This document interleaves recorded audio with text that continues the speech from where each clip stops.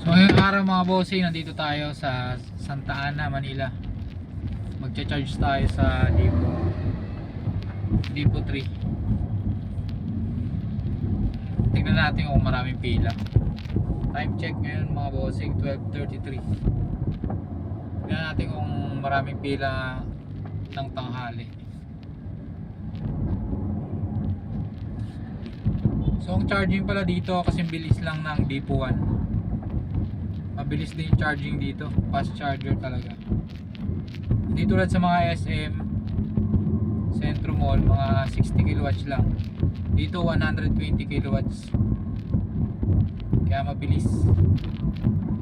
45 minutes lang, full charge ka na rito. Kaya gusto ko rito mag-charge. Tsaka sa Depo 1.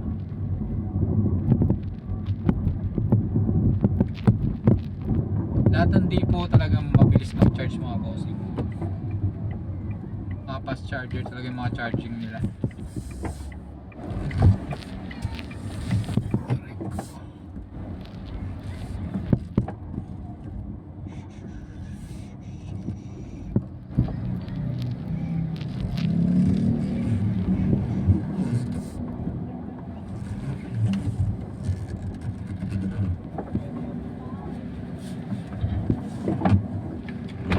Charge lang, charge. Hindi po. Sige.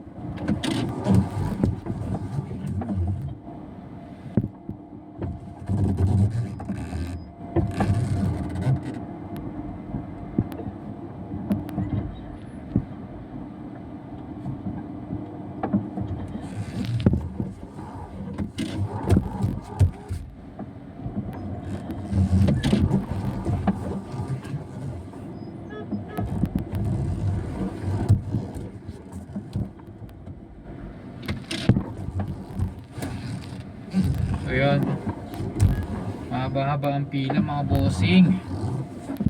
Ito yung sitwasyon dito. Yung iba hindi gumagana. Shutdown nga pala.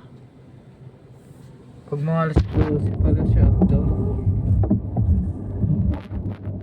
Hindi na, naka-shutdown pala yung 4. Yung iba lang gumagana pala. Ito ang sitwasyon dito sa Depo 3. Nagsibiyahe na yung mga iba. Kaya medyo maluwag-luwag na. Ayan, maganda na pala yung dito, office dito. Dati nire-renovate pa to. Ayan, yung office namin. So mga gusto mag-apply, punta na kayo rito. Gamitin nyo lang referral code ko.